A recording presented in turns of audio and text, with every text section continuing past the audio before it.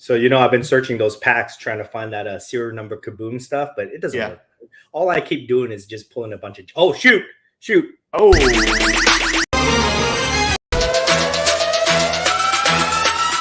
What is it? I don't know. Hold on. Here we go. You, man. There's a podcast called Between Two Slabs. They consume mass media. It seems so sad. It's the great curator and Merlin. They can't grow pubes, so they gotta wear a merkin. They got no money, so I guess they gotta share. Just two nerds wishing they could grow body hair. Comics, cards, and toys, nothing that would interest you. It's the podcast that nobody listens to. Dan's hitting all the buttons. So everybody rise and shine. It is hot mess time with the great curator and Merlin. This is very low, all the buttons, dude. A very low budget production, guys. just be glad we have a theme song. That was crazy. That was a remix or something. Yeah. They all look the same to me. Obviously. Wow. Okay. Okay. Hold on. There you go. Beautiful. There you go. Should I show you guys? Should I show off my? I saw a post of it, but if they haven't seen the post, then maybe show it off. What is it? What am I looking at? Oh, yeah, right there. The frames. Should I do it from this angle? What looks better? I don't know. That looks good, yeah. Let me turn it back. Here we go. The framed one sheets on the wall, right? Yeah, framed uncut sheets. Finally got those framed up, so they look beautiful. All right. Wow. We got a lot of stuff to talk about today, huh? Seems like it's been so long. I know. I haven't even seen you. Okay.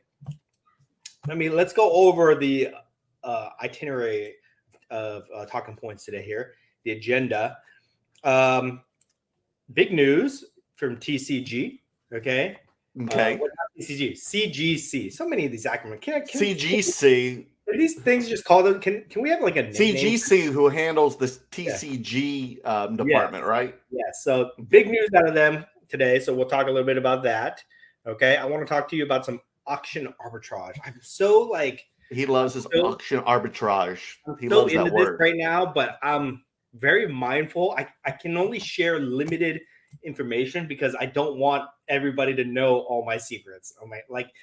The things that I'm seeing on these auction websites right now would blow your mind. And I think that most people don't even know these things exist. So we're going to be talking about that a little bit.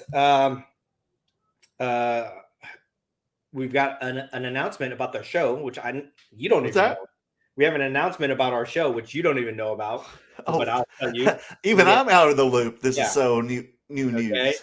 And then that's pretty much it. Mail days. And then we'll take comments. So just as a reminder, guys, we're instituting a new thing here. We usually always do our comments at the end of the show, but some people like Jordan has complained a lot about not being acknowledged during the show. So if you guys want us to address your comment right away, you got to buy the super sticker so that we can see the highlight, and then we'll take it right away. Otherwise, we will get to all the comments at the end. Towards the end of the show, okay, after we get through our talking points. Otherwise, right? Yes. And Jordan thinks he's part of the bloodline now. Jordan? Okay. All right. I hope he hears me. Well, but he's probably not even here right now. He always shows up at the end. But yeah, right. He wants his he wants to be acknowledged as soon as he shows up in the chat room. He doesn't even watch us live, and then he'll come in for a second, leave a comment, and then he'll complain to us later. Jordan's the worst, guys. Let me tell you. Okay, so anything you want to any news on your end before we get? Well, I'll have some announcements for release dates and everything, and some stuff to show off, and that's about it. And then whatever questions we gab about today. All right, let's get into the first topic here. Okay. Which is the big news that was announced by CGC, right? CGC. And they're the ones who handle primarily the Pokemon cards and other TCG cards and non-sports guys. I think it stands for Collectors Guaranteed CGC. Collectors Guaranteed something. I don't know. What does it stand for? CGC. I have no clue, but see, sometimes it throws me off because they say it's TCG, and we've mainly pretty much just seen Pokemon cards in those slabs. but at times I have seen Star Wars and Marvel cards and those they things. Started to do non-TCG cards. Okay, that's so what I wanted to know. Marvel. They made a big announcement. They were doing Marvel, Star Wars, other things like that. But anyways, this is the company that grades comic books. Do I have one nearby? Can I show you something? Hold on. Oh, or it's not even cards, it's the comic book side. Okay, so we're all wrong. I get them all confused. This is it right here. This is CGC. Well, oh my god, dude! I remember that comic so well. I had 1,000 of them. Lethal Protector. It's a classic here. Yes. These are the guys, CGC. They got the blue label, right? Blue label. Then a couple years ago, they got into cards. They started grading cards. They created an entirely new company called CSG, like Collectors Sports Guaranteed or grading or something like that. They had green labels that nobody liked, right? Right. And then they switched over to black. But they've been grading a lot of sports cards since then. A lot of sports cards. Then they changed their label. I think this year or maybe late last year. They changed last year to like a black type label. Yes. Not a black label grade like Beckett, but like a black type label. Correct. And people like that a lot better, right, than their green label before. And they quit also doing subgrades too. Oh, did they? I didn't even know that. Yeah, they quit doing it. Oh, Carlos says Certified Guaranteed Company. Okay, that's a terrible name. Certified Guaranteed Company. Okay, so anyways, today they made an announcement that I guess they're combining their CSG, which is the sports grading company, with CGC, which is their TCG and everything else grading company. Okay. They're combining them under one name. They're consolidating and they're calling it CGC, right? Which is what they're known for. That was their original name. Yeah, and they went to sports cards. They made a big announcement about this, and I'm thinking to myself, I mean, I don't really grade with them a lot, but I'm just thinking to myself, aren't they the same company? Like they made this big announcement, like they said CSG is combining with CGC, and we will be the second largest grading company in the world. Right. Weren't you guys like part of the same company to begin with? I thought it was the same thing. I thought the announcement was kind of underwhelming, to be honest. But here's the thing that I thought was the biggest takeaway. So, I just showed you the comic book here. Right. Okay? They're known for these blue labels, which I think look fantastic. I love the simplicity, the minimalistic part of this blue label. I love it. When I see this blue label, I think CGC. And they also grade other things. They grade VHS tapes. They grade video games, right? They do. All under and magazines, all with the blue label. So naturally, you think that the cards would be blue label too. The cards that they have that have the blue label. Hold on, let me see if I actually. Because they've done your wrestling. I have that Auto Week magazine that they slabbed. And you've had other magazines I know, like the either Sports Illustrated or the Sports Illustrated for Kids or whatever. I know they slabbed those. So here's a Pokemon card I have here. Okay, check this out. So it has the blue label on it. Okay.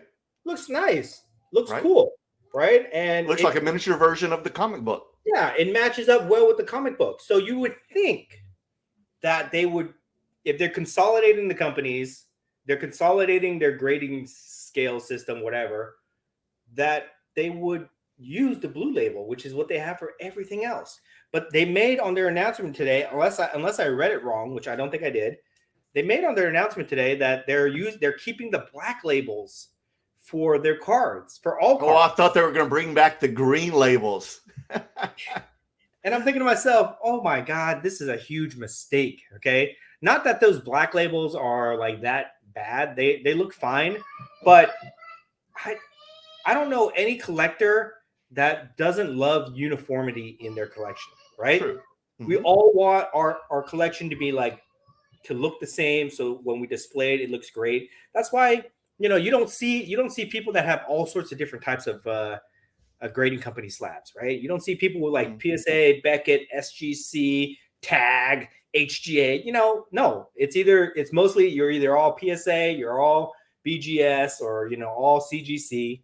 But now they're consolidating their card grading companies, and they're keeping the black label. So all the people that got these blue labels, they're like, shit out of luck now. They gotta like all the cards that they're going to be grading afterwards are going to be black label. Oh, That sucks, right?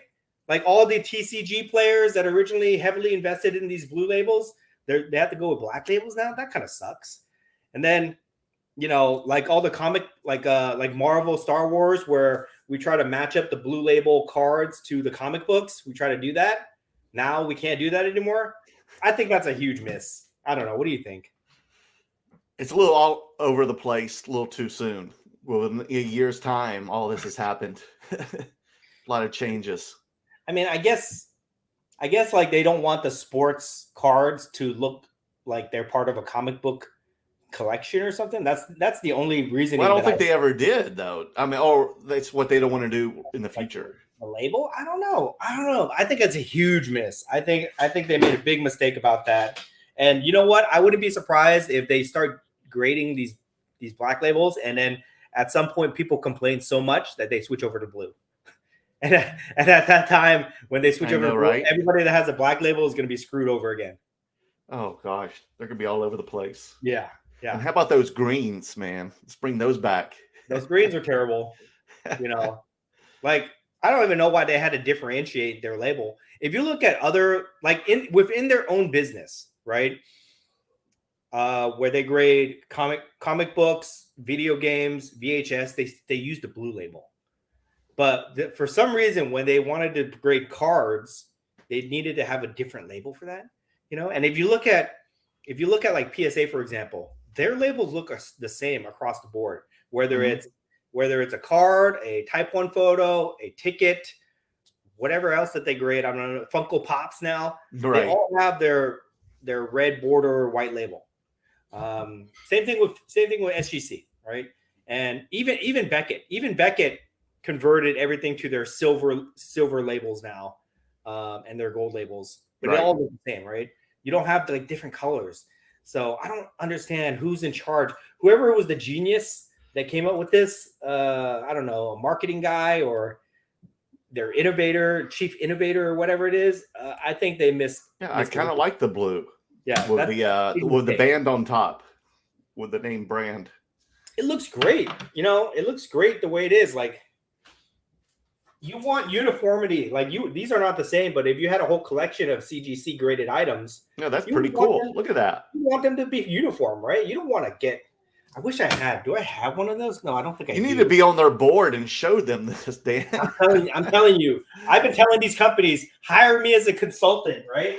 I can tell them what the hobby wants, basically. But anyways, that was their big news today. I thought it was kind of lame, but we'll see what happens. The hobby, the community, or the hobby, whatever you want to call it, will always tell you what works and what doesn't. You know what I mean? Mm-hmm. That's so true. So we'll see what happens there. But anyways, okay. So that was the big news that I saw today. But then remember what happened with that debauchery just recently with Beckett, with them changing the grades, then going back again and saying it was a joke. So I think we talked about that a little bit, but let me go back to that because I think it's relevant to what we're talking about right now, right? Mm-hmm. So the hobby naturally doesn't like change. We resist change. If like a grading company uses a new grading scale or a new label, we resist that change because it screws up everything that we know to be true, right? Mm-hmm. But when you make it, and you want the feedback of your customer, if you're one of these businesses, you want the feedback to do what makes the customer happy, right? What you think is the market wants. But once you make that decision, you got to go with it. You can't roll it out, get criticism, and then pull it back because you're never going to make anybody happy. You got to make an executive decision with these companies, make executive decisions, roll out the new products, services, changes, or whatever, and then just let people adapt to it. Okay. That was the mistake that Beckett made where they knew that they had to change their grading scale because people wanted more 10s to compete with PSA. Right. And so they changed it, which is fine. But then they rolled it out in such a clumsy way that they got so much negative feedback. They backtracked way too much. They looked like fools. And they were like a laughing stock of the hobby for like a month, basically. And I don't even know if they've still recovered from that yet. But why were people like mad? You think they would have said it's about time? I think the majority of people were happy that there were going to be more 10s on the market, but people just love to complain. I mean, you could put out whatever, right? Like even if like PSA put a black label out, which people have been asking for a while, people will complain about that. You know, even if CGC consolidated a grading company and went all blue labels, people will complain about that. No matter what, people are going to complain. But you have to understand that people just love to complain. There's a minority of people in the hobby that just complain all the time. We know this. We talked about this before. The majority of people don't complain. The majority of people are just content with the way it is, or they don't care, or they don't have a real opinion or anything like that, so they won't say anything. But there's a small minority of people that will just complain about everything, right? Just for the sake of complaining. And those are not the people that you need to be listening to if you're one of these companies. That's another thing that I would advise them if I was on their board of advisors, which, you know, I'm available if anybody wants to call me. Yeah. But yeah, you can't make everybody happy.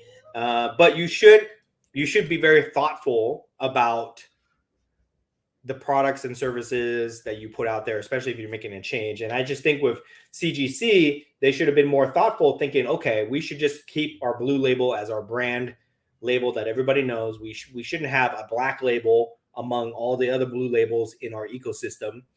We shouldn't alienate TCG graders, which is where we started. They started off as a TCG grading company for cards, right?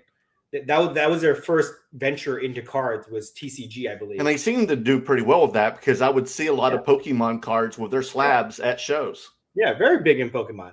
I don't know. Maybe the message is wrong. Maybe they're going to keep the Pokemon. I should read it over again, because it would make sense to me if they kept the Pokemon in the blue labels, but they did everything else black label for sports, I guess. I don't know. Hold on. Let me look this up real quick here. Okay. Why CGC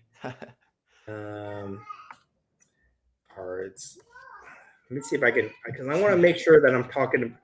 You're talking to me? Yeah, I want to make sure I'm saying something accurate here. Okay, so they're black labels. So their sports are going to black labels for sure. I see that. Trying to see if there's an announcement here.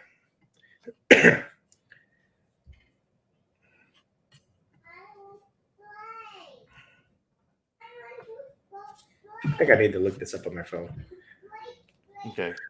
Give me a second. Go read some comments. Let's read some comments. Carlos, man, rise and shine, Curator Army. What's up, Carlos? Mark the Collector. Happy Tuesday, guys. Happy Tuesday, Mark. Hope you've had a good weekend and a new week. Carlos sounds fair. Yeah, then he gave us the name. The CGC is Certified Guaranteed Company. Adrian in the house. He's here early. What's up, Chiefs? No, okay. So I'm seeing it on their website. I see a Pokemon. Let me see if I can show this to you guys here. I see a Charizard card in a black label. So they are getting rid. Oh, wow. Okay. They are getting rid of the blue labels for their Pokemon cards. That sucks. Oh, wow. But it's actually a brand new label. That's a really revised version of that black label. Yeah, it looks good. Do the numbers are yellow? Is it outlined yellow or something? Did I see that right? Well, these ones that they're showing here are gold. I mean, they're 10. Okay. So I think is that why? Is that like a pristine 10? Yeah. Okay. I'm sure good. They're doing that. It looks good, but I'm just saying, all these collectors, I don't know. All these collectors that have blue cards, they're not gonna be happy. You know what I mean?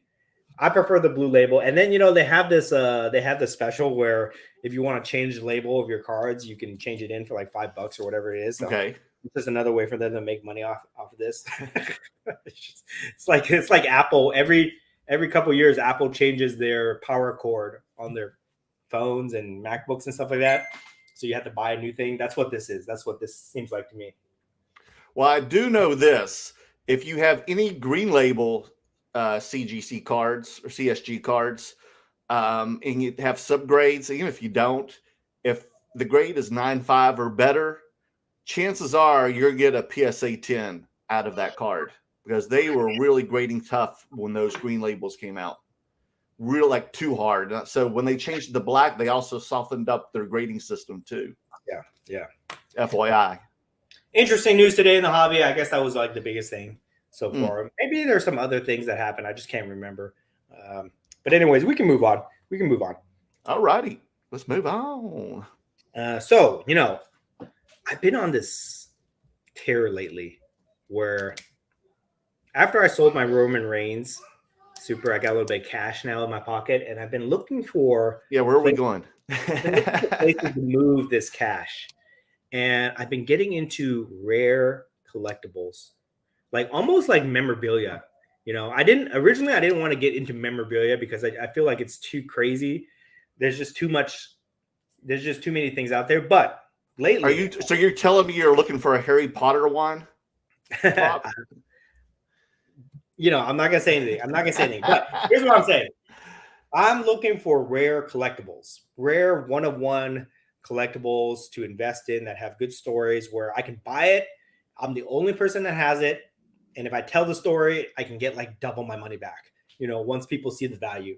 If I see the value in it, then somebody else will see the value. So that mission objective has led me on this journey where I've been combing through all these auction sites. Every obscure auction site that I can find in the hobby that holds anything. It could be anything. It could be like auction sites that specialize in coins or comic books or historical artifacts or movie props or vintage baseball. I've been going to all these different auction sites that you guys have never heard of, and I've just been combing through them because they might be known for one thing. They might be known for like vintage baseball, for example, but they have other stuff that they get in consignment. Like all these auction houses, none of them are one market specific or one type of item specific, even though they might claim to be like only vintage baseball or only modern cards or only comic books. They all have like miscellaneous sections. And in those miscellaneous sections, you can find some really incredible, unique items. I have some things on my watch list right now. I cannot share with you guys because I don't want any competitions.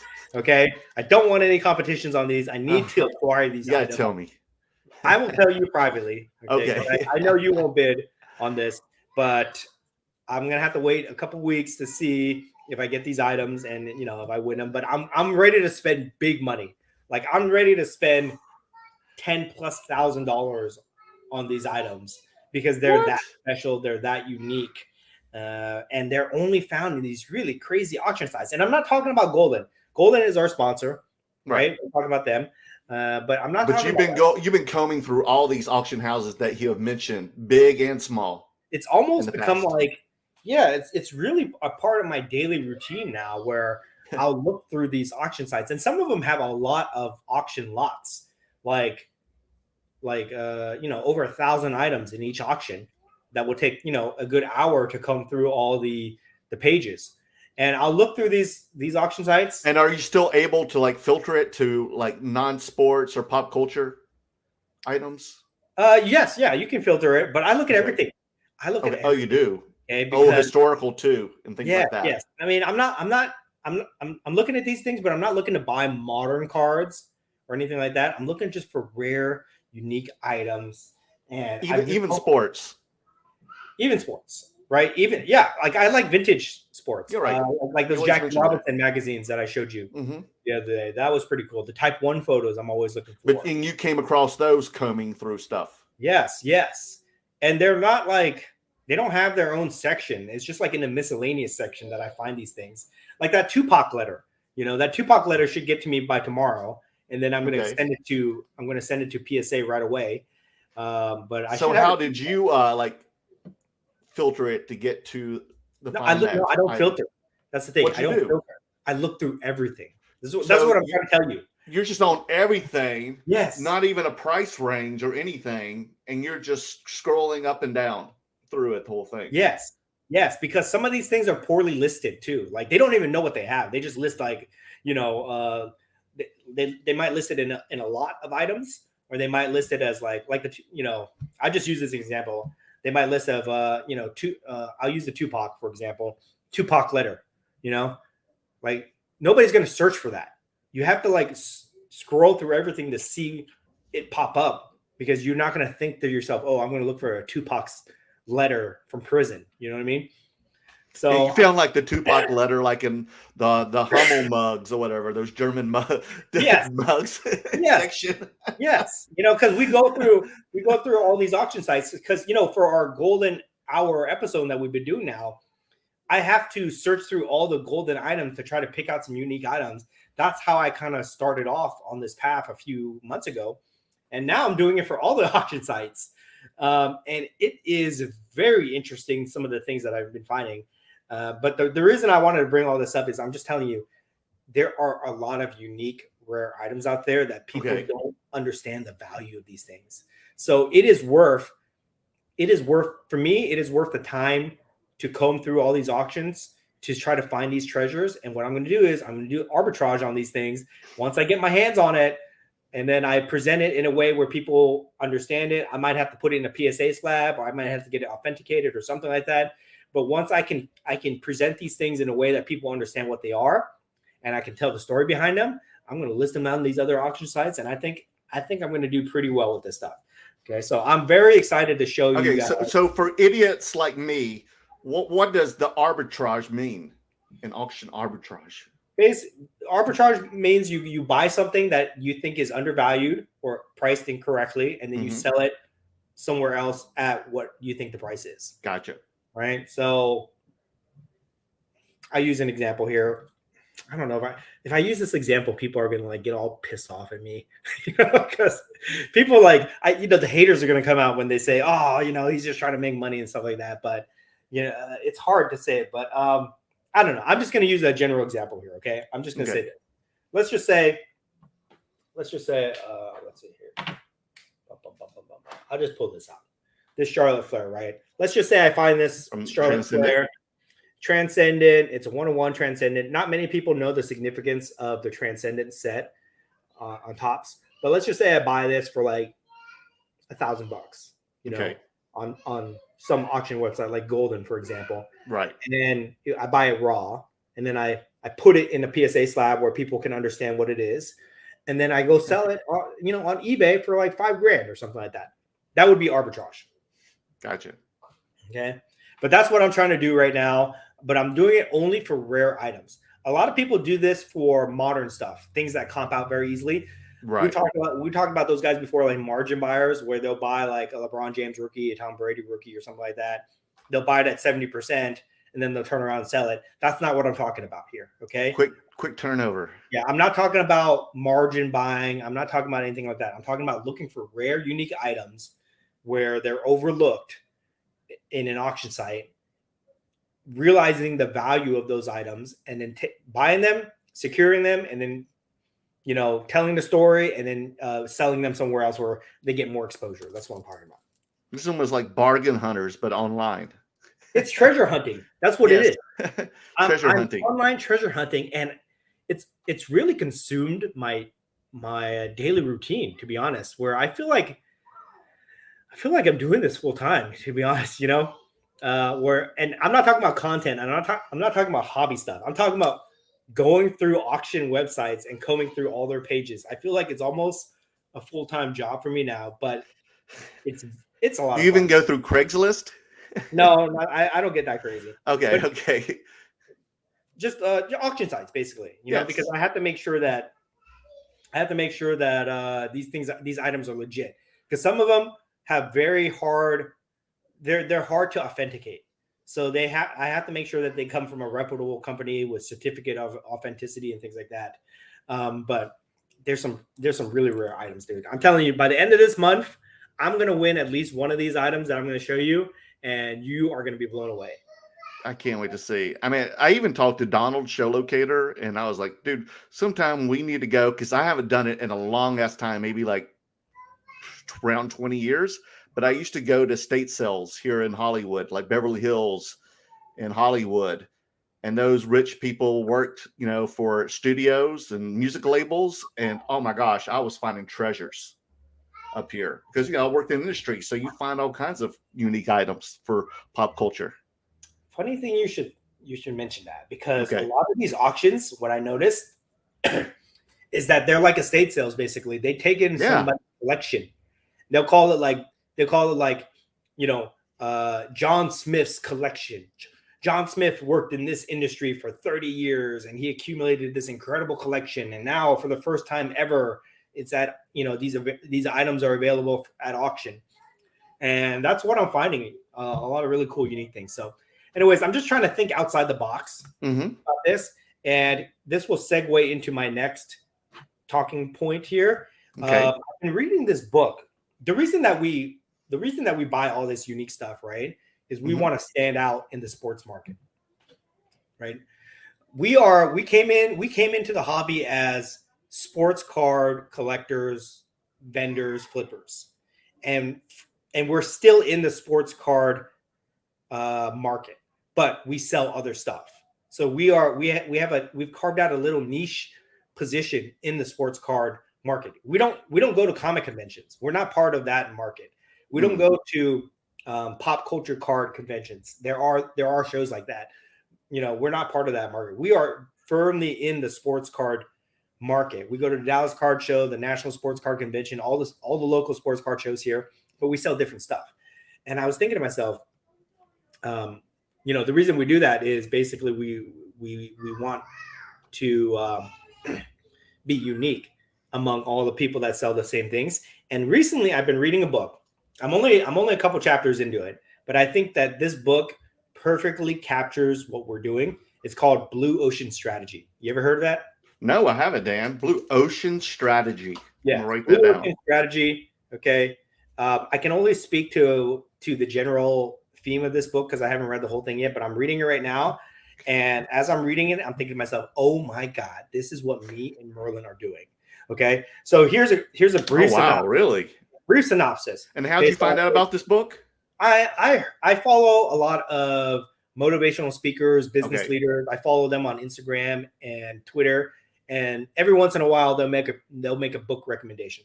So one of the guys I follow, his name's Patrick Bet David, I think it's Patrick Bet David, PBD, which happens to be a friend of Adrian's, by the way. Crazy story, but anyway, really, yes. Anyways, he mentioned this book, Blue Ocean Strategy. So anyways, this book is basically said that most people, when they're competing in business, they compete in markets what they nickname red oceans.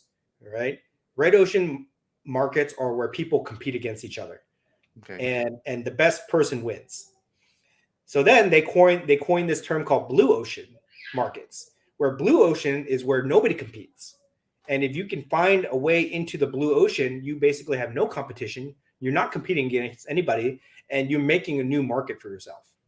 And I feel like that's what we are doing in the sports card hobby. The sports card hobby is a red ocean. Everybody competes against each other. Everybody has to price match. Everybody has to work against comps. Everybody's selling the same thing. But the people like us, where we sell pop culture cards, Star Wars, Marvel, Disney, just unique items like that, we're not in the red ocean. I remember back when we were trying to swim out of the red ocean. Yeah. We've transitioned over into the blue ocean. And then the blue you ocean told me to come try the blue water, Merlin. Yes, water's warmer. Okay. In the blue ocean, there is nobody that competes with us. We make the market ourselves oftentimes, right? We sell cards and we make the market for that card. Correct. And that is our competitive advantage. We don't compete against anybody because we're in our own ocean where everybody else is swimming in the red ocean. We're in the blue ocean. Okay. So I think that's a very interesting concept. I haven't got that far into the book. Once I get farther into the book, I can kind of talk about it a little bit and kind of share with me my thoughts. But I'm always doing this. I'm always reading like business strategy books or motivational books or things like that, where I apply. It's made for business people, like real serious adults that are in the business world. It's not made for people like me, but I always apply those concepts to the hobby, those strategies to the hobby somehow. And it's working well. It's very interesting. So Yeah, I'm gonna have to pick that up. I'm gonna look on Amazon after. I'm telling you, man, you if you read the synopsis on the book, and you start reading it, you're like, holy crap, that's what we're doing. That's what we're doing. I can't believe there's a book that exists about this. That's crazy. And it's cool. Like, we're already doing it, right? They probably wrote it about us. They probably wrote the oh my gosh about us, but they give you they go into really fine detail about the strategies. So there are still some things that you can learn from reading that book, but it kind of validates our path in the hobby and what we're doing. And it's pretty cool to kind of read that, apply it to the hobby, and seeing that's how we found success. So anyways, okay. So with that, I'll move on to my next talking point here. Oh, you know what? We gotta talk about our sponsors. You want to go? Yes, let's do that. Talk about Veriswap, please. Tell us. Okay, change. Well, Veriswap, guys. Let me find it over here. Here it is, the logo right above my head now. There it is, because I have to switch this since we have 2 different lives now per week. This is Veriswap.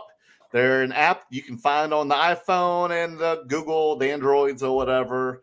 Just download it. It's very easy. Look at my channel. I have a video about it. I interview the CEO, the founder of Veriswap, Raymond Lee.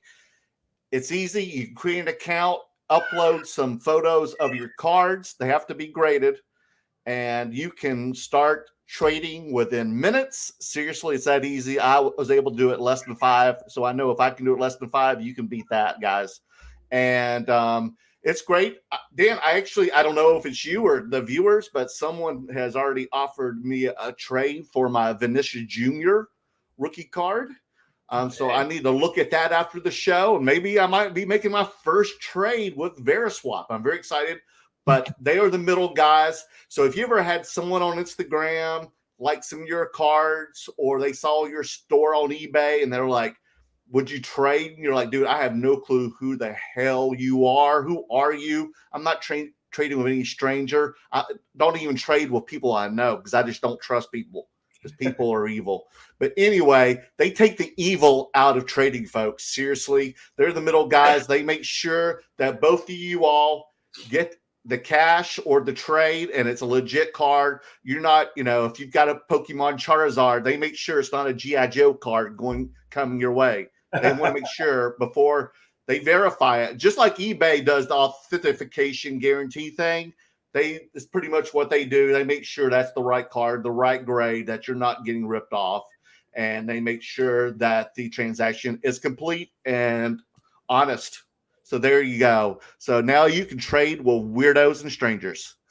And it's a much needed service in the hobby. Like, if you're doing things if you're trading a $20 card for, another $20 card or anything under $50, okay, maybe you don't need that service. But a lot of people trade big money. Like, I know people that have traded like $10,000 worth of cards. Oh yeah. Over the internet. And you don't want to do these transactions on eBay or anything like that, right? Because number one, you don't want to pay all cash. Number two, you don't want to take the eBay fee. So a lot of people try to do this stuff on Instagram, Facebook marketplaces, and they always do this thing like legit check. Hey, is this guy good? What's your reference? Or they coin the card, things like that. And you could do all that stuff, but you can still get scammed. And I know too many stories. Many stories of people in the hobby that have got scammed one way or another. So this is a much needed service to help mitigate that. It's not going to be perfect. There's always going to be problems when you do transactions like this all the time, but this is just another layer of protection for you that gives you peace of mind when you're doing these big deals. And it's a great service, much needed, and they keep evolving, which I think is pretty cool. They keep adding a lot of different services to their website, and they're getting more types of cards and more types of products in there. They're doing like wax. Like, you can trade wax now. You can trade Type 1 photos. I think people put comic books on there and things like that. So all sorts of cool, unique items. But it's growing a lot. So you guys want to check it out. But I want to tell you about this. This is very exciting. That? Okay. Since they are a sponsor of us, they kind of have taken. I've kind of given them some of my thoughts and ideas on how to improve. Okay. And they've actually listen, guys. Okay, this is one of the companies that I consult for. Okay, they actually listen to me, and they are rolling out a very exciting new marketing ad campaign based off of my idea, where we're going to have a competition. This is the first time I'm telling people about this. Okay, this is a world exclusive announcement. This is bigger than the CGC announcement, guys. This is the announcement. From today up until the national, there's going to be a competition on Veriswap for who can have the most trades on Veriswap. All right, and the winner, they can track all this. The winner, that's crazy, of who has the most trades, will win. Get this, a championship belt that is being mailed to me as we speak. It should be at my home sometime this week. When I have this championship belt in my hand, I'm going to be doing a lot of content around it to kind of show people. And one lucky winner is going to win this belt at the national, and they will be crowned the king of, I forget what it's called, the king of swapping, okay, or the swap king. Hold on, send me a picture. I got to show you guys this, okay? But it's pretty cool. You get a cool championship. The undisputed Veriswap champion. Yes, the world champion of trading. The king of trades is what I call it. But I think there's an official name for it. King of trades. You'll always be king of trades.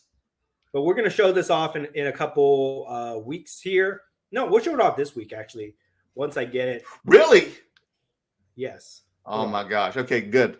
Because I was really worried you were going to make me streak through the card show wearing the belt. The Veriswap Grand Champion King Swapper belt. That's what this is. The Veriswap. Looks like that. Check it out. King of swapping. King Swapper. Oh, that's sweet. Yes. Is that a real life-size belt? Life-size, WWE size championship belt. We're going to be doing the competition. So whoever gets the most trades starting today up until the national, maybe first day of national or second day or something like that, we'll make that announcement soon. They will win this championship belt, and it's going to be awesome. So it's going to be a fun competition. Just to encourage people to use the platform, do trades, have safe transactions, and somebody's going to get the bragging rights of being the grand champion of trading on Veriswap. And folks, to make it easier for you, I've left the Veriswap IG handle in the description below, and also the link so you can download it for your smartphone. So you can download the app, and it's in the descriptions right now. Yes, and once I get that belt in hand, which should be at my house sometime this week, then I'll make the official announcement. But for all the people that are watching right now, you guys get the first teaser announcement of that, and you get a head start on everybody. So go to Veriswap app, make some trades.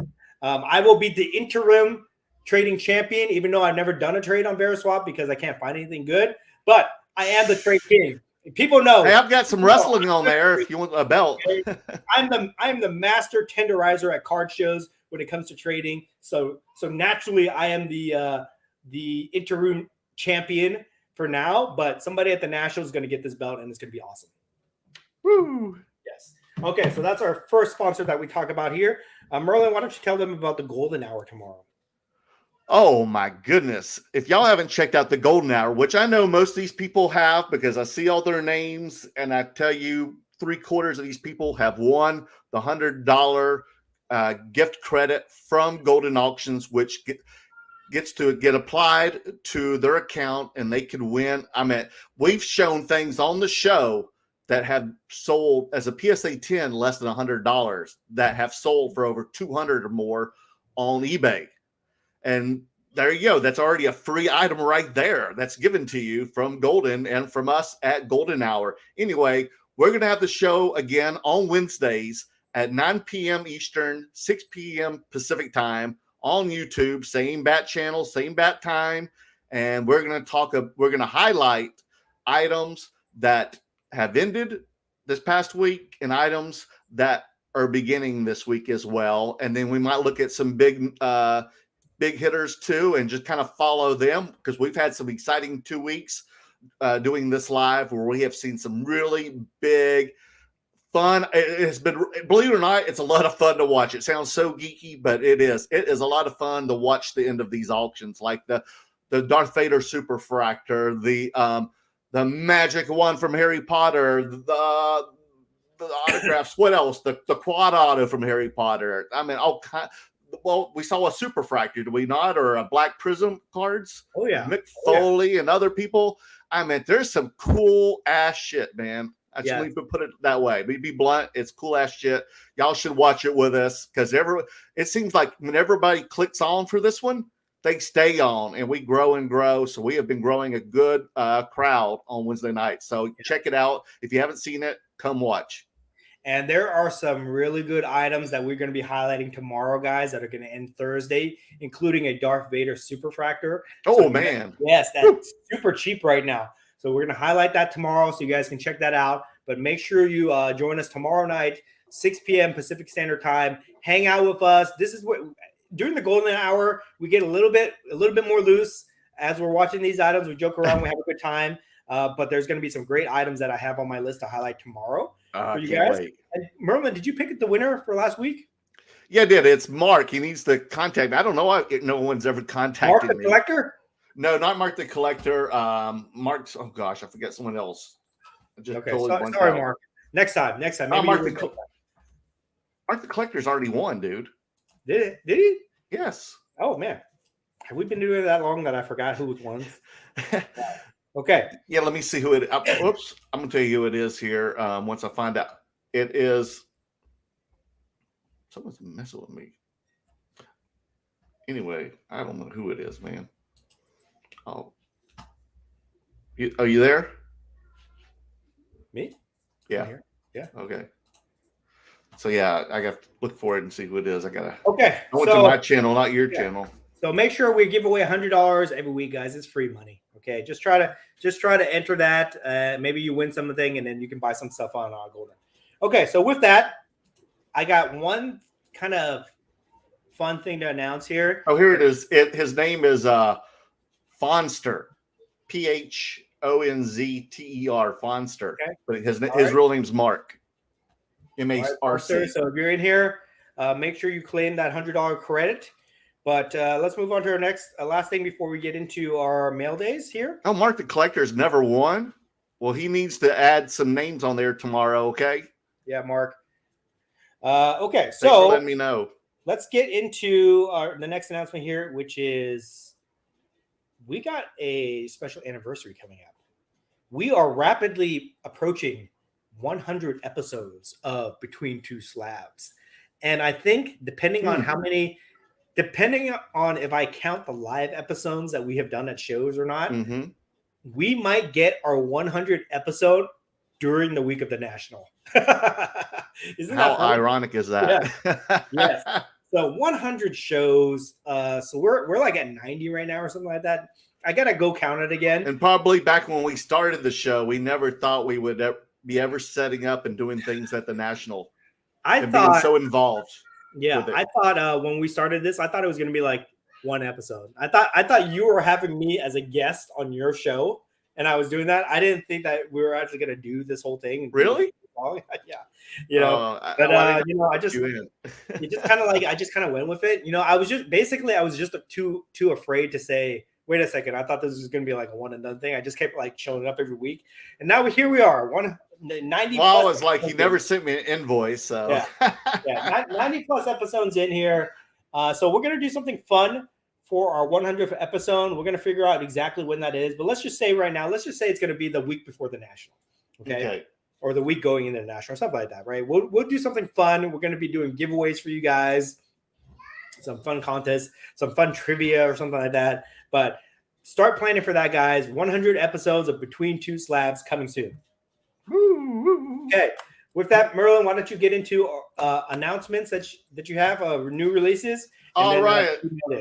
Let's talk about some new releases, folks. So I guess y'all know this past weekend we had a release of the 2023 Panini Revolution WWE wrestling cards, and apparently the kabooms are in there. Oh my God. Hold on. I got to get back. Totally forgot to talk about this. Those kabooms. Oh my God. What's that? Those kabooms are a home run. Yeah. I was just like on the fence about that. I was like, okay, let me see what they look like. That they look amazing. The checklist there's nobody on that checklist that you don't need. You know what I mean? They're all great. They got legends in there. Hulk Hogan, Andre the Giant, The Rock is in there. Triple H, John Cena. Oh, wow. All these cool guys are in there. This is going to be the first Kaboom set that I'm going to collect all 25. That's my goal. There's 25 Kabooms? 25 Kabooms. My goal is to collect all 25. And sell it as a set? No, just for my collection. Okay. And I want to have, the goal is PSA 10s. All PSA 10s, 25 set Kaboom. But I think it's so special. I think that this Kaboom set is going to be like probably one of the most sought after WWE Panini inserts items. Will that make the boxes more expensive than last year's because of the Kabooms? I think it's because they'll be opened up more. I think it's going to get there. But the thing about the Kabooms, they're not numbered. There are no golds out of 10. There are no 101s. Oh, there's not. Oh, we thought there might be. Yeah. So just be aware of that. I mean, I saw the checklist. It didn't say anything. So it's just all the silver Kaboom. So those things, they probably make like, I don't know, what, 50 to 100? 50 to 100? I didn't know if they made 20 or 1,000. I have no clue. I think they're going to be in that like 50 to 100 range. 50 to 100. So they're gonna be out there. And there's some shenanigans going on with the bidding right now on eBay that I'm seeing. But once the price settles down on these things, I think they're going to be very coveted. They're the best insert set so far. Better than the Color Blast, better than whatever else Panini's made. You know, I'd say they're even better than the black 101s, to be honest. And you can still like get like Galactics in the set too. Of the base cards. Yeah, it's crazy. Those Galactics look beautiful though. Whew. These Kabooms are inside this like entry level Revolution set, right? I know you got to open up a lot of Revolution junk. Yeah, but it's totally worth it. So I'm going to be chasing the entire set once the prices settle down. I love it. A+. Okay, I'll be back. How long will you give it time to start buying? A month. I would say. That quick. Yeah, I think things will settle down in a month or so. Okay. I need the whole set. I need an entire PSA 10 set. You heard it here first. I'll probably just buy them raw and I'll grade them myself. And if I get 9s, then I'll trade away the 9s and stuff like that. But every card in that set is beautiful and amazing, so you cannot go wrong with anybody. Okay. Give me a case. Okay, so June 23rd, coming up just a few more days, we're going to have Star Wars Return of the Jedi Chrome Sapphire Edition coming out, the hobby box. So look for the Return of the Jedi. That's from 83. I think the rookies in there, I don't know who the rookies are. Maybe Jabba the Hutt, I suppose. But, you know, all the characters will be in there, Yoda and Luke and Darth. So look for that coming out this week. Then June 28th, Allegiance Avengers versus X-Men Hobby Box from Upper Deck. That seems pretty cool. I don't really know what the checklist for it is, but you can probably Google it and find it right now. It's all over the place. And then another box, June 28th, is the Star Trek Discovery Season 4 Hobby. Now, I didn't even know, these are from Rittenhouse. I didn't even know Star Trek Discovery boxes even existed. Did you, Dan? Yeah, I'm a big fan of Star Trek Discovery, but I haven't watched the last season of it. So I haven't really kept up with it, but I think the show is amazing. I love Star Trek. It is good? Yeah, I love anything Star Trek. Star Trek doesn't get much love. It's kind of like Marvel and DC, right? Marvel has all this new content out there. That's why they get all this love. Star Wars has all this great content out there, but Star Trek, they have good content, but they don't get they're not like mainstream. Like they don't have movies or anything that have come out that help it. Just like with DC stuff. So yeah, I wonder if they have like rare cards in there too and autographs and stuff. And it's cheap. All that stuff is cheap. Like you can get the main characters for, pennies compared to like what you'd pay for Star Wars stuff, essentially. Oh, so true. So if you're a Star Trek collector, you can definitely have a lot of fun with those sets. And then I'm going to jump ahead a little to July 28th. Obviously, that's going to be right in the thick of the National Convention. That Leaf will be having their Metal Pop Century boxes out in time. And I opened a couple of those last year and did great.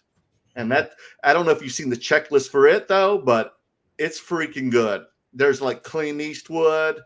There's some really cool stuff in there, but it also puzzles me because they also have a lot of Star Wars people and Marvel people in there too. Interesting. Like Samuel Jackson and Elizabeth Olsen. You know, the thing about Leaf, hopefully, I don't know if we have any Leaf loyalists in here, but the only product that really ever sells for me of Leaf stuff is the Pop Century cards. Yeah, I know. Well, I think they finally, found their calling, and that's why they've actually picked up their game. It's their most popular one because it gets around that whole non-license thing. So it gets around that. But you think that they would put all their effort into Pop Century and get on-card autos? The only thing that's stopping Pop Century from being a top-tier product is that it's sticker autos. If they would just pay, the extra whatever it is, fee to go there in person and get these people to sign the cards. And it doesn't have to be all the cards. It doesn't have to be the base cards. Even if it's just the one-of-one cards. If they were on-card, right, autos, make it a special card. It would take that set to the next level and put Leaf on the map where they would get acquired by somebody, But I agree. I think Brian Gray, if you're listening, please do it. Leaf also needs to hire me as a consultant because I can give them these great ideas and we can take Leaf to the next level. Yeah, I mean, that'd be great. I mean, get some of the actors like we've seen before from Yellowstone and stuff like that. Yeah. How on-card autos are those? People would love it. Like, say a Goldwin. Oh, that'd be like a chase card out there. Card set where it would make sense for them to get all these TV shows that we love, like Breaking Bad, yes, whatever else is on there. Game of Thrones, Friends, How I Met Your Mother. That'll be awesome if you can go back and get all the Friends autographs and then Seinfeld people's autographs. They're the only set that makes sense. No other company can make a set that would include those things. When Topps Transcendent, they'll include like this historical autographs. It doesn't make sense. In their baseball product, they'll have this historical autographs. It doesn't make sense, And I think I just saw like something like I saw on a Topps Heritage product where somebody pulled like a fake Lucille Ball autograph. What? Today. A fake one too? Yeah. It was like a secretary autograph or something like that. But it came out of a Topps baseball pack. It doesn't make sense, You can't buy baseball cards and then pull a Lucille Ball autograph. So I would be super excited if I got the Lucille Ball autograph, but then been so disappointed, upset when I find out it's a fraud. So the Pop Century stuff is the only set that actually makes sense. And that's why it's such a powerful set out there. And they don't even realize the potential. They really need to get on-card autos or put some type of relic cut autos in there or something like that to really take that set to the next level. Okay. Wow. And then I have some bad news for you, Dan, but AEW Metal has been pushed to August the 9th now. So that's going to be after the national convention. Man, Upper Deck is really dropping the ball on that. If I was the AEW, if I was Tony Khan and I paid attention to this, I'm sure he doesn't pay attention at all, but I would be like, dude, why is it taking a year for you to get out product? Like some of these wrestlers don't even work for the company anymore, like what is taking so long here? I would be upset. I would take that license away from Upper Deck and I'd give it to Topps or somebody, Yeah, it's crazy. I don't know why it's taking forever. I mean, and the only really higher end they had so far was Spectrum, but Spectrum pretty much was just a thicker version of the base cards that they came out with, the paper ones. I don't know anybody that really is excited about AEW cards right now, just because they're not relevant. They're coming out, and the stuff that has already come out has not been that good, to be honest. Like no, and the chase cards aren't there, are kind of like anticlimactic feeling. You're just like, ugh. Like Metal should have been their flagship product to come out to gain a lot of interest. The PMGs will bring a lot of interest to AEW cards. And then after that, they should hit us with like exquisite Black Diamond, some super high-end product like that. on AEW side, on card autos, all that stuff, and then they can, get things back together. But they just keep pushing this back. It's too much. Oh, and I would probably do special promotions too for all their new stuff that's coming out, their events. Like I would have had a box that was exclusive just for Collision this past weekend. I don't know if you watched it or not, but it was really good. But they needed, promotional merch for that show too to cross in, with it. How great of an idea is that? Like if you had pay-per-view exclusive sets. Yes. Right? Right. Yeah. Missed opportunity. WWE, AEW, you need to talk to us, folks. Yeah. Again, market your brand. hire me as a consultant, Upper Deck. I will tell you guys how to improve this. So that's the releases. Now we got any showing off stuff or anything else? Yeah, I'll show some stuff off. Okay, I'll start off here. Anyway, I got one this week. I've been buying Type 1, Type 2, 3s. And I thought this was really cool because it ties into about 4 cool, icons here. It's just 3 of them on the photo, but because they're doing one thing here. It's Quincy Jones, Michael Jackson, and Steven Spielberg. And they're creating the E.T. Storybook album, which I actually owned at 12 years old. So that's a Type 3? Yes. And then, here's a Type 1. Actually, this is actually Type 1 because you see all the scribble dibble on it. See it? Yeah. And this is Star Wars, Mark Hamill and Carrie Fisher. Interesting. Very cool. And then I'll have one more here. But I feel like these things, everybody's now buying or slabbing tickets, everything now. So I'm like, well, some of the stuff these things could be like just giant cards. Put them in a slab or like you do with the magazines and stuff because this stuff, is historical. There's a lot of cool things you can find in here. And Dan, you actually had an autograph of her, but I thought it'd be just cool. I bought these for like nothing and I bought a whole stack of them, but it's Taylor Swift's pretty much rookie year headshot. Interesting. And this is actually a Type 3. As well. Headshot, huh? Yes. It's her label promoting her. It's a press photo. Cool. I need to get one of those. That looks cool. And so that was her first record label, Big Machine Records. Okay. From 2008. Okay, cool. Mm-hmm. Your turn, sir. All right. So no Type 1 photos here, but you guys know me. I've been very into collecting graded toys lately. So I picked up 3 graded toys. Here is a 1985 Snow Serpent AFA graded 80 right there. I just love the way that these displayed. So pick one of these up. Also got. That's cool. You love G.I. Joe, man. I do. Look at you. I'm going to make G.I. Joe. You are the greatest American hero, Dan. I'm going to make G.I. Joe very valuable. Believe me, okay? I know the reputation is bad. Logan Paul really sullied the reputation of G.I. Joe, but I'm going to bring it back.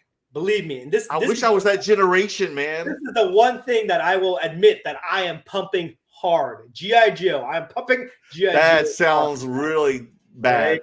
This is a 1986 Viper. Wow. Viper AFA 75 on this, 1985 or 86. Beautiful. Everything looks good in acrylic. That's my motto now. Everything looks good in acrylic. You want to make something look better. You want to add a premium value. You put it in acrylic. It doesn't matter what it is. Dan's family puts him in an acrylic cage. When I die, I want to be buried in an acrylic case, guys. Okay, I'm telling my wife that. That's going to be in my will. Bury me in an acrylic case. You ever seen the show You? My third pickup here is a 1988 Iron Grenader AFA 85, which is very hard to find. Okay, 85 right there. Boom. Okay, this is my question to you, and I'm sure viewers might also be wondering as well. Did you actually own these toys, these same ones you showed when you were a kid? Did I? Or are these the ones you could never get a hold of, and you're like, I got to have them? Did I own these? Of course, I owned everything as a kid, and I still have these toys. They're in the other room. My camera extension cord is not long enough. Otherwise, I would take you. One day, I will do a tour of my house, and I will take you. You're gonna put a GoPro on a helmet. I have another section of my house devoted to my childhood toys. It's awesome. Okay, it's a completely different section of my house. This is the showroom. This is where I do my work. Okay, all this stuff is for work, basically, just content stuff. But I have another section devoted to my childhood toys, and I have a ginormous G.I. Joe collection on display, which one day I'll show you guys. But yes, I did own all these as a kid. But that's why it's so special. That's why we collect. You're gonna put me on a rant here, Merlin. The reason we collect these things is because we had these things as kids. It's nostalgic to us. I didn't have G.I. Joe I had G.I. Joe. You know, the ones I had, the ones that were like that big.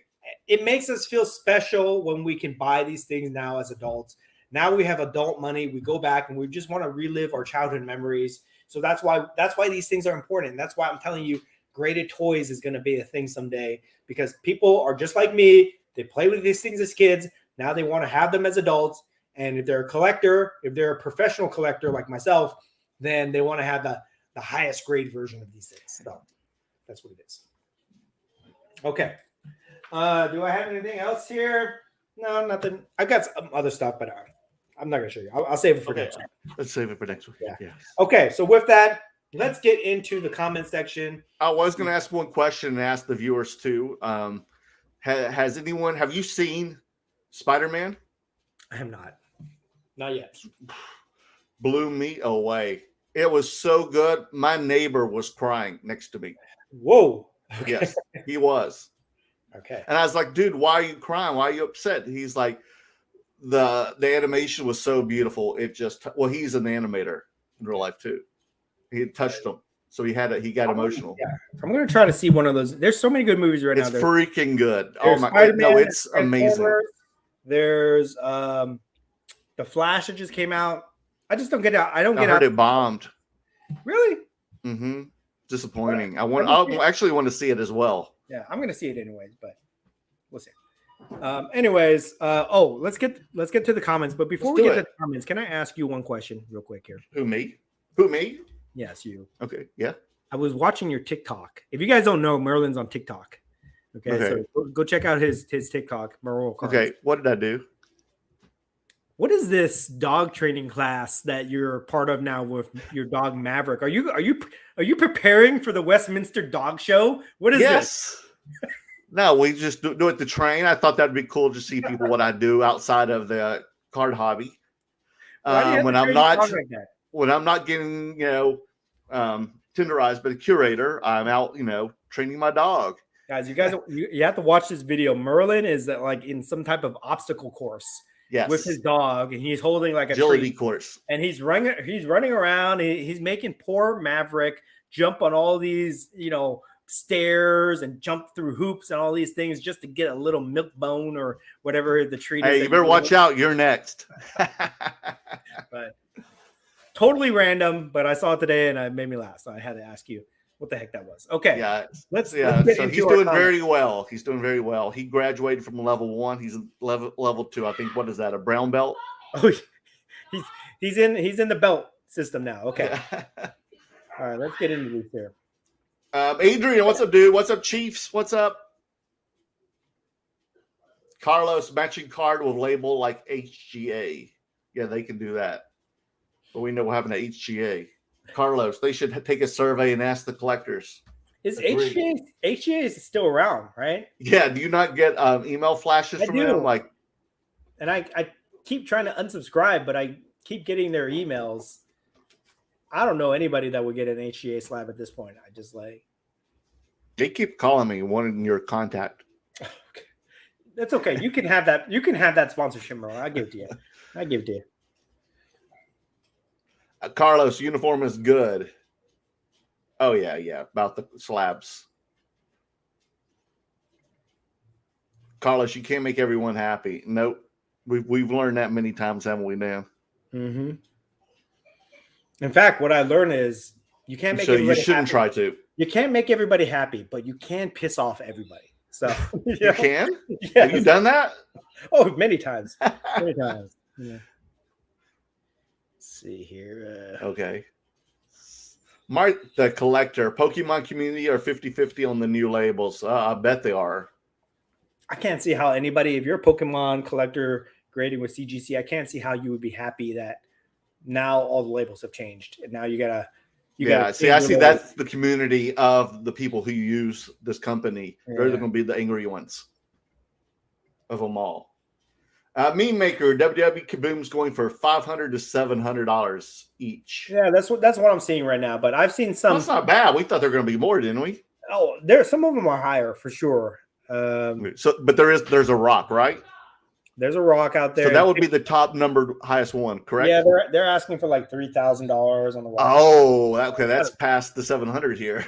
Yeah, but they're out there. But I think 500 or below. Like I think between 100 to 500 is the fair price for a raw Kaboom.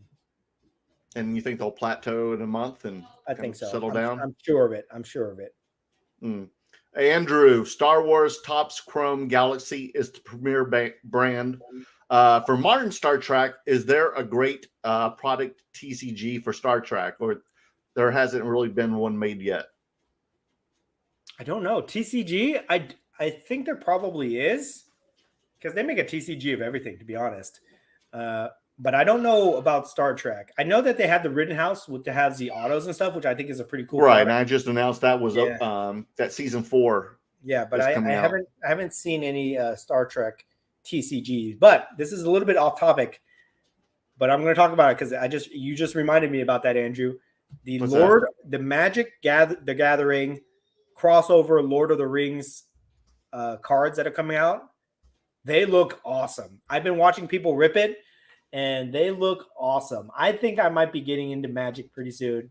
If I can get my hands on one of those boxes and rip it myself, I'm going to be getting into that because I'm a big Lord of the Rings fan, and it is like the whole pack is Lord of the Rings stuff, which I think is pretty cool.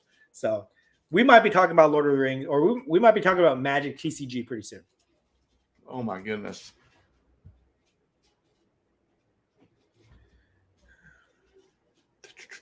Mark the Collector bought a spot in a 5-case WWE Revolution break last Friday and got super lucky.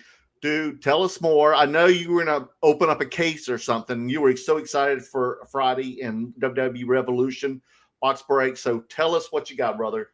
Andrew, you could enjoy the hobby without spending $10,000. A lot less risk as well. 100%. Are you enjoying it? 100% agree that you don't have to spend a lot of money to enjoy the hobby, but that's not what I'm talking about, Andrew. I'm talking about investing. This is investment grade collectibles, and that's what I've been looking for. And that's what I'm willing to spend because I think that I see a lot of upside in these items. And when I get these items, if I win and I get these items, you guys will see. Agreed. I mean, Dan, why do you do this? Do you do it for the money, for the passion? I mean, do you have an end game? Is it because you're going to keep building up till you finally get like King Tut's tomb? I mean, why do you do this? Why do I do it? And where does it end? Well, I mean, it's a lot. It's a combination. That's actually a really good question, Merlin. It's a combination of a lot of things. Number one is I really love the aspect of the hobby. I love collecting. I love rare collectibles, artifacts, things like that. I would gladly spend. I would be more willing to spend my money on a rare collectible than I would a luxury watch or a expensive car or stocks or something like that, right? So one, I love the subject matter of this space. Number two, I'm really good at it. Because I have an eye for this stuff. I have knowledge about all these things. With any type of investment that you make, the more knowledgeable you are, the better you are at it. And in this space, I am very knowledgeable. Like I feel like I was born for this time. As a kid growing up, reading the back of cards, reading through magazines, watching documentaries on History Channel, and all these other things all these nerdy things that I did growing up as a kid has prepared me for this moment in life where now I can use my knowledge to find rare collectibles and turn around and sell them and things like that. So I'm really good at it, which makes me happy. And then three, yeah, money is part of it. Obviously, like anybody that says money is not part of it, they're not playing on the level that I am. with the stuff that we do, as much time as we put into making content every day, going to shows and doing all the stuff that me and you do, Merlin, we're on the upper level of the hobby where you're buying, selling, trading things, on a monthly basis. So on this level, money is definitely a factor. And I guess one of my goals, and not everybody will understand this unless you have massive student loan debt like I do, but one of my goals is to pay off all my student loans. Okay, guys. You haven't paid them off yet? No, dude, I have. Oh my gosh. When I left law school, I don't know how many loans you had, okay? But when I left law school, I had $350,000 in student loans. Okay. That was like 10 years ago. And I'm still paying it off. But I think one day, if I just keep selling things off and I make a profit and I put a little here and there, if one day I can pay off my student loans with the hobby, I think that will be the greatest achievement of all time. And maybe somebody will make a documentary about it, or I'll be in an article in the law school magazine or something like that saying this guy paid off all his student loan debt selling collectibles, and I can tell people how to do it. So, anyways. Okay. I also want to tell Andrew that there are TCG Star Trek cards. Just type that in, the keywords in eBay, and then look at what's sold and look at the high prices. You can see what's pretty popular. There's some that have sold for like a couple $100s. Andrew, because the economy could stumble and be sitting on inventory that lost value. Okay. Yeah, that could happen any day. Let me address this. Okay, Andrew, here. So this I've kind of been talking about this, but maybe I'm not really explaining my position very well. But last week when I talked about how to find what to look for when you're investing in collectibles, and we talked about scarcity, okay? This kind of goes on to what I was talking about this week about finding super rare items that nobody's looking for. You got to find basically like one of one type items, something that nobody else has, but somebody will want. And when you can find something like that, even you pay whatever you pay to get it, you control the value of that item, and nobody can take that away from you. It doesn't matter. This is what I believe. I'm sure some people are going to get upset about this, but to me, what I believe is it doesn't matter where the economy is. Economy could be way up, it could be way down. If you have a rare collectible and you're willing to hold on to it, and you just got to find the right buyer to take it off your hands, it's going to be a good investment for you. You don't have to give it away. You don't have to sell it at auction with no reserve and just let it run. You can protect the value of your items if you have rare, unique, one-off items that nobody else has. Now, if you have something common where there's a pop on it, there's a population report, and it's like out of 100, right? Then yeah, you're gonna be subject to the economy or the market. But what I'm trying to do right now, and these things that I'm talking about, they're rare, unique items. And as I start to accumulate these things in the next couple of weeks, I've made a commitment. I'm going to spend a lot of money over the next couple weeks to try to acquire some really rare type items. When I start showing you these things, you will understand. Starting when I get that Tupac letter in. That's what I'll say. So the Tupac autographed letter is part of your new unique collection. Right. Yes. That you're talking about right now. Right. And I'll tell you why I'm kind of shifting towards this strategy is because I was studying art dealers. Okay. And I'll just give you a quick synopsis of how art dealers work. Basically, like there'll be an art gallery, right? There'll be an art gallery, and the salesperson in the art gallery, when they acquire a piece from some artist, they'll sell it to somebody.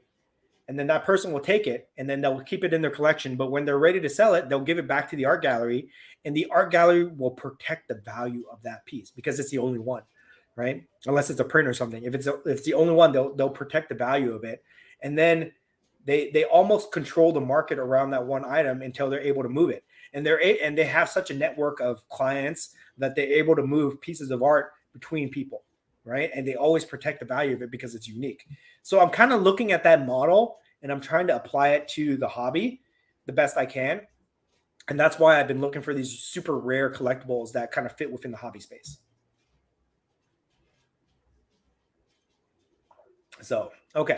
So you guys will see. In a couple of weeks, I'm going to show you some stuff.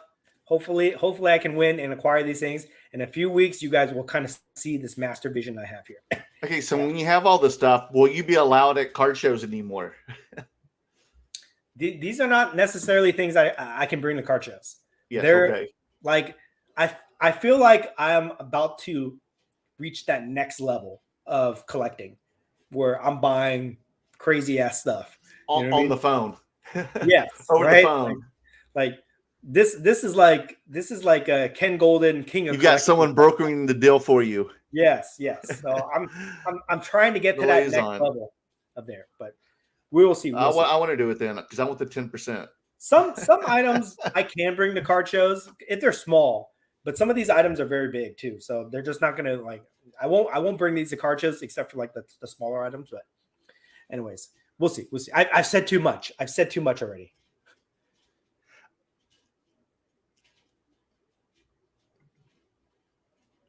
City by the Bay. WWE Kaboom's going off the charts. Oh, that means they're going to be expensive right now.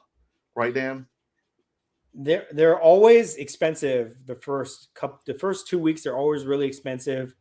Number one, people they want to have the first one because they want to grade them and turn around and sell it.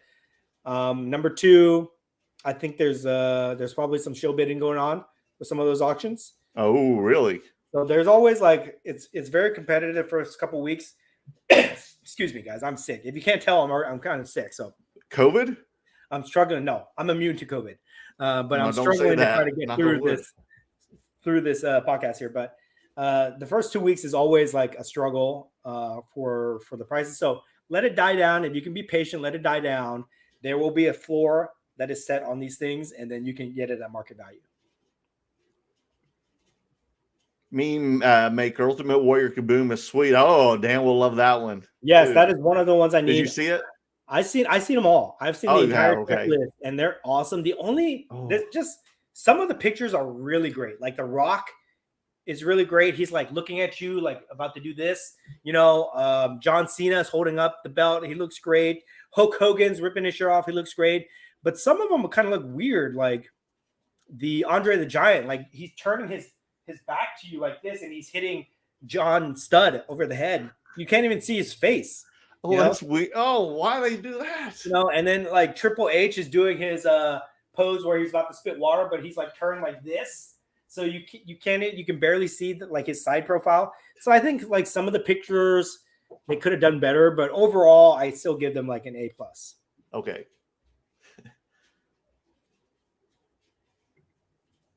Carlos, Patrick, Bet David has good content. Yeah, good or great content. Yeah. He's one of the guys I follow. I always follow like these motivational guys because every day I look at my phone. Oh, this is a motivational speaker? Yeah, he's like he talks about all sorts of stuff, politics, finance, motivational stuff. But he's always, posting really positive things that I read, and it kind of gives me pick me ups throughout the day. So I would definitely recommend following him. Oh, interesting. And he happens to be a childhood friend of Adrian, which I thought was crazy. And is he Armenian, Adrian? Yes, and this dude is very famous too. So that means that, like, I didn't think I knew who he is. Don't know off the top of my head. I saw Tim Robbins once. Tim Robbins, he's that big dude, right? Yeah, big with a big smile. Yeah, big veneers in his teeth. Yeah. It was pretty cool. I learned some stuff from him too. I follow all those guys. 25 Perez TTM. Hi everyone, and what's up, Perez? Carlos, championship belt. It's going to be big. That's right, Carlos. He's going to get involved in this.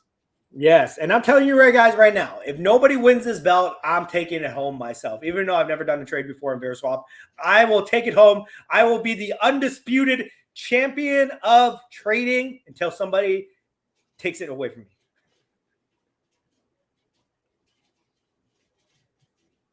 Armand, what's the health of the hobby right now, Dan? Well, why don't you tell me, Armand? You were there at Dallas the last time. This guy always asks these questions like we don't know who he is. Okay, we saw you at Dallas show months ago. You sold recently at that Dallas show. I'm pretty sure you sold like $16,000-$17,000 worth of cards when you sold your PMGs. to that one guy. So why don't you tell me what you think the hobby is? People always ask me these questions. If you're in the hobby, you know what it's about. Okay. If you're on the outskirts and you don't really pay attention, you might not know. Okay. Or if you're in the wrong part of the hobby, you might have a different opinion.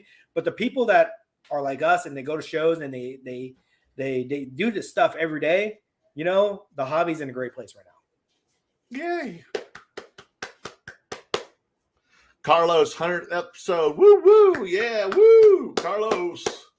Jay, if you do your 100th episode at the National, I'll stop by your broadcast to say hello and talk vintage Disney cards. That'd be cool, Jay. Awesome. Just come over anyway. I wonder if we can time it where we can have. I think we might be cutting it close. We'll see. We'll have to figure out how to engineer all this. Mark the Collector 100th episode is going to be fire. We must have mentioned it during this time. Andrew, I thought Dan said last week Panini Revolution is trash filler cards. Well, he just said it's paper cards, but a cool product within this series. Actually, they're not paper cards. They're like foil. Oh, they're not? They're like foil cards. Oh, they really are? I thought that was just foil on top of the paper. Yeah, I'll call that foil. So they look a little bit nicer, but they're entry-level cards. Entry-level cards, but they have these kabooms in them, which is going to blow up the set. But they're actually pretty fun. I've been looking at all these crazy designs, and they fit WWE products very well. I don't think they would fit like basketball or football. But they have them. Yeah. So that's why they look weird. But for WWE, because it's such a spectacle of a sport, I think they fit very well. The Galactics look cool. I have a few slabbed. They all came back 10s. Mark the Collector, love the WWE kabooms. Carlos, Star Trek needs Dan and Merlin to promote them. That'd be great. I know, right? I know. And Star Wars. I know. I love them. We'll get there, guys. We'll get there. Don't worry. There's a lot of stuff. We'll get to it.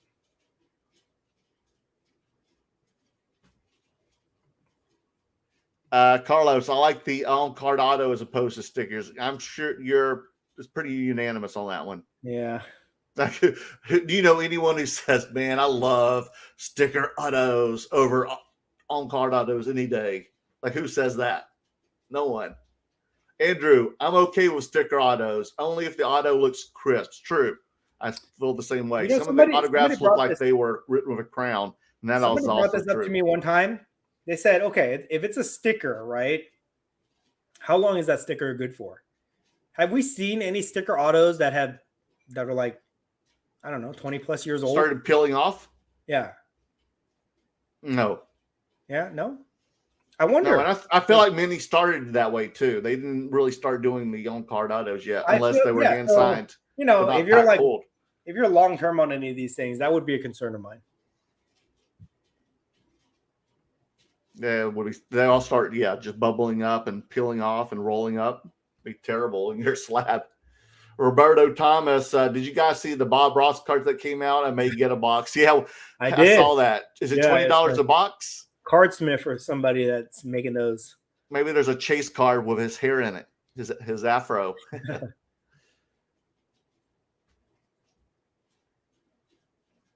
So we got next. Carlos, Dan, where did you get those cases for the figures at? Talking about these? This is a graded figure. So it's been it's graded. It has a label here. So the grading company, this is AFA. They put the figure in here and it's encased. But you can buy some of those on eBay, I think. There was a seller, I think his name's like Ian Acrylics. I think that he might have it. But you can actually buy these where you can open them up and put it in there. Graded ones. Yeah. There's a lot of acrylic manufacturers out there that sell that kind of stuff. Oh, even Etsy. Okay. Going through this. Hold on. No worries. Let's do it. Mike the Collector saw Spider-Man twice, Dolby and IMAX, baby. Yeah. I want to hear it in louder. I didn't really like the theater we were at. I didn't like the sound at the Grove. I think it's AMC. I'd rather see it in nicer because that soundtrack was incredible too. I love the music in it. Carlos, Nick Fury next.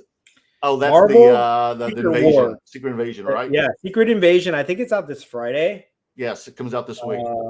I'm pumped for it. I'm super excited about because number one, it's easier for me to watch these shows at home because it's hard for me to get out with the baby. Mhm. But I heard that it's more like a spy thriller than Ooh, like I like those superhero kinds. type movie. And I really liked one of my favorite Marvel movies is Captain America: Winter Soldier because it's Mhm. more like a spy thriller type Mhm. show. And I'm That was good. expecting this to be like that, where it's very suspenseful. So I cannot wait for that to come out. For once, I agree with you. Okay, we'll work on your taste. We'll work on. Oh, your taste shut too. up, man! You. Everybody agrees that Merlin has terrible taste in movies. Okay, if you don't like The Rocketeer, if you don't like whatever other movies that I mentioned last week, you got a problem. Hey, did I tell you I went to go see stand up last night at the Troubadour? Guess who I saw? I don't know. Bill Burr. Oh, Bill Burr. It was awesome. It was so You funny. should have had a Bill Burr card and handed it to him or something. I That would know, be right? hilarious. I don't know if do they have one. Is our pop century of Bill Burr? No, But he's in the man, Star he was Wars hilarious. set. I was like third row. He's in the Star Wars set. I have his Oh, auto. that's right. I have his I forget auto he's set. in Mandalorian. Hold on. I think I have his auto. Jeez, I totally blanked out. Well, I can't find it right now, but I'm pretty Trust sure me, I was close enough to hand it to him. I definitely was. Yeah, That's I'm so pretty close sure to I see have it. what. that would But be oh my hilarious. god, the guy was hilarious, man. I would love to see his reaction if you gave him a Bill Burr auto card. Well, you couldn't even carry your phone Was yesterday. it a in the secret? theater. That he was showing up there, or Well, no, he announced it like 2 days before. okay. Yeah. He was the main attraction. It's one of those like surprises, but they announce it. They do that a lot in Hollywood. Because I saw John Mulaney there last year. Oh, cool. And if you see his special, that's pretty much what I saw at the Troubadour with like 200 people. Dexflow Toys, great curator in Merle. I see Jordan in every vlog. Is he as handsome and buff in person as he is on camera? No, he's not. He's hotter. He's like a very. He's like a shorter. What? He's a shorter version of Jeremy Lee. If you guys know who Jeremy Lee is, that's who Jordan is. Oh, you're so mean, Dan. Jordan is a handsome little devil. He's the shorter American version of Jeremy Lee. You're horrible. You know when I was first getting to know Jordan, yeah, before we became friends with him, and I actually knew who he was, I thought he was Jeremy Lee, like messaging me and chatting with me, and I saw pictures on his Instagram and stuff. I was like, wait, are you Jeremy Lee? I thought they were the same guy. And then we fly off with them to Canada. I know, right? Hilarious. He tricked us in that trip. Dexflow Toys, Ultimate Warrior should have been shaking the ropes. Yeah, I know, right. That would be a great picture. Agree. Dexflow Toys. Patrick is the guy who sold his Gretzky for $1 million. Which one is it, the Opeachy one or the Topps? Yeah, something or like is it that. even is it the rookie? It is the rookie, Yeah. right? Yeah, he's got a crazy card collection. He's a card guy. He might be at the National too. So he is. Maybe we'll run into him. Oh, you know what? I think I saw him the year before in Chicago. Did you? Mark, I think I did. Yeah. And I didn't know who he was until someone told me. I think I remember now. Did he have like an entourage or anything? Yes. Okay. I want to see. And it was just right after. And it was weird because it was right after I saw Gary V. And then I was just like, oh, there's two motivational, influencers I just ran into back to back. And I didn't know who he was till everybody told me. Dexflow sticker autos are good if it has 7 signs like booklets. Dexflow's trying to get me to pick up his Bloodline booklet. I'm telling you, okay, Dex. That's when stickers are great, aren't they? Dexflows when they have the Bloodline on them. If you make it to the National, Dex, bring the Bloodline booklet. Let me look at it. Okay, it better be in good condition and it better have a holder for me to see it. But I'll tell you this. If the Bloodline breaks up by the time the National comes around, no deal. Okay? No deal. So we'll see how the storyline plays out. Getting crazy. Yeah, you have to tear the booklet in half. Sebastian, hey guys, I just want to say hello. I always listen to the show on Spotify the next day while working. I will see you at the National. I'm flying from Uruguay. in South America. Saludos to you too, brother. Good to see you, and God. hope There's actually safe travels here. There's actually one person that listens to our show on Spotify. This is amazing. No, I was wondering who the person was from Uruguay. I always see that in the stats. Really? Yes. It shows my stats, and it shows you what platform and who's been listening from where. And so this is primarily a YouTube show, right? Where you guys can see us. But we are also on Spotify, and I guess some people listen to us there, which I think is pretty cool. So thank you for that. Appreciate it. There we go. My God. We have fans from all over the world, man. Speak of the devil himself. Look at that handsome little devil. Live from New York at Saturday night. Thank you, Jordan. Will you dudes be set up at the National? We're going to try. Yeah. Are you coming? We'll be there. I heard it's your birthday. It's his birthday during the National? Oh, my gosh. Mm-hmm. Let's see here. Secret Invasion, midnight tonight, actually. So I guess for Wednesday. Oh, awesome. I'm staying up. I'll watch it. Okay. Last one here. Jordan. See, it sucks because I have a girlfriend who likes to geek out with me, and she won't let me watch it tonight. So when she goes to bed, so I have to wait for her. Oh, shut up, dude. At least she likes watching all that stuff. I'm joking. Oh, I'll kick your butt. I'll kick your hind end, boy. Jordan's birthday is actually next week, he says. Well, we're going to celebrate it next month. Happy birthday, Jordan. Happy birthday. It's your birthday month, buddy. If you guys want to make Jordan happy, go buy his stuff on his Instagram. He's always putting up a bunch of crap on his stories. He gives good prices, I think. I'm not sure. I don't buy that kind of stuff, but if you want to give Jordan an early birthday present, go buy some of his cards. Have we gotten him into pop culture yet? I don't think so. He's resisting. He wants to get into it. He's resisting though. He does the baseball, football, kabooms, stuff. All the boring stuff. Basically, anything that can comp out, he'll try to buy that kind of stuff. But one day. He's that guy. He's that guy. We were just talking about at the beginning of the show. Yes. Okay. Anyways, let's wrap it up because my voice is going, guys. I can't. Yeah, we got to save it for tomorrow. So remember to watch Golden Hour tomorrow. Comes on at 9 p.m. Eastern, 6 p.m. Pacific time on YouTube. Same bat time, same bat channel. All right, Merlin, you can do the shout outs here. So, what are we shouting out? All Merleworld cards. Oh, yeah. Sorry about that, man. So anyway, check us out. We're going to be on tomorrow, Golden Hour. We're going to talk about items that are ending, items that are beginning on a Golden, and maybe we'll find some cool-ass stuff that sells for tens of thousands of dollars. We've gotten lucky in the last 2 weeks. It's a lot more fun than you think. Believe me. When you watch, you won't want to, tune away. And then make sure you Curator Army, go to Merlin's channel at Merleworld Cards. That's 2 words, Merleworld Cards.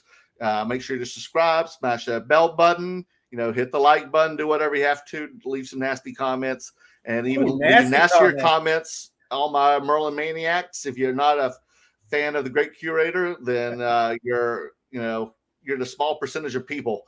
And make sure you go over to Curator, the Great Curator website, and also follow him as well. Yes, and remember, Veriswap. Sign up for the Veriswap using the link below. Golden Hour episode tomorrow. Follow Merleworld Cards. Follow us on Instagram, YouTube, TikTok, Spotify. We're everywhere, guys. Yes, everywhere. We will see you tomorrow. Bye-bye.